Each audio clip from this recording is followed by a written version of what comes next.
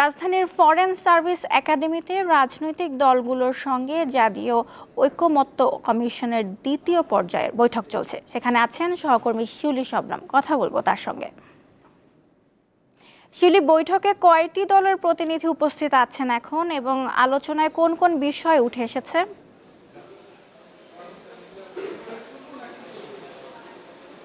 নওশীন, আপনাকে জানিয়ে রাখি যে আজকের যে জাতীয় ঐকমত্য কমিশনের সাথে রাজনৈতিক দলগুলোর বৈঠক শুরু হয়েছে, এই বৈঠকটি মূলত আগের একটি বৈঠকের ধারাবাহিকতা।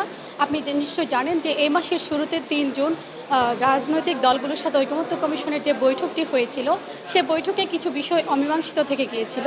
সেই অমীমাংসিত বিষয়গুলো নিয়ে আজকের বৈঠকের পুরো বৈঠকটি চলবে এবং এই বৈঠকে যে বিষয়গুলো নিয়ে আলোচনা করা হবে সে বিষয় নিয়ে যদি আপনাকে একটু জানিয়ে রাখি যে এখানে রাজনৈতিক দলগুলো গত সময় যে বিষয়টিতে একমত হতে পারেননি, তার মধ্যে রয়েছে নারী সংসদ সদস্য 50 আসন থেকে বাড়িয়ে 100 আসন করা এবং সেই নারী সংসদ সদস্য আসলে কোন প্রক্রিয়ায় নির্বাচিত হবে, সেটা কি সংরক্ষিত নাকি সরাসরি এই বিষয়টা নিয়ে আলোচনা হবে।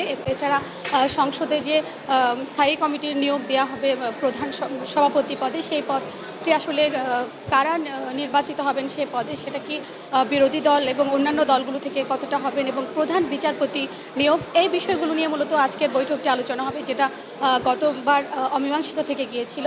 এবং আজকের বৈঠকের শুরুতে ঐকমত্য কমিশনের সহসভাপতি অধ্যাপক আলী রিয়াজ কথা বলেন। তিনি যেটা বলছেন যে আসলে রাজনৈতিক দলগুলোর প্রতি তিনি শুরুতে কৃতজ্ঞতা জানিয়েছেন। তারা যে সংস্কার কাজে তারা যে ভূমিকা রাখছেন এবং তারা যে সহযোগিতামূলক আচরণ দেখাচ্ছেন সে বিষয়টা নিয়ে তিনি কৃতজ্ঞতা জানিয়েছেন।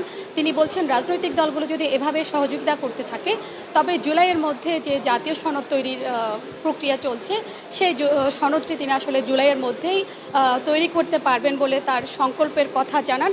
এছাড়া তিনি যেটা বলেছেন আসলে রাজনৈতিক দলগুলোর কাছে আশা প্রকাশ করেছেন যে তারা যাতে অন্তত সব বিষয়ে একমত না হলেও দেশের স্বার্থে এবং গণতন্ত্রের স্বার্থে যাতে কিছু বিষয়ে ছাড় দিয়ে হলেও ঐকমত্যে পৌঁছায় এবং ঐকমত্যে যদি পৌঁছানো যায় সেক্ষেত্রে আসলে জাতীয় সনদ তৈরির যে প্রক্রিয়া সেই প্রক্রিয়াটা আসলে অনেকখানি সহজতর হয়।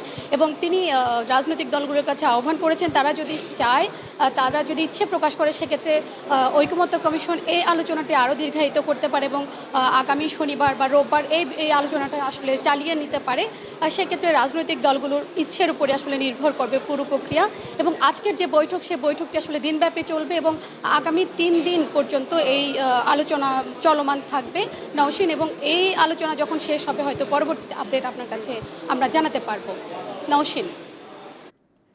ফরেন সার্ভিস একাডেমি থেকে জানাচ্ছিলেন সহকর্মী শিউলি শবনম।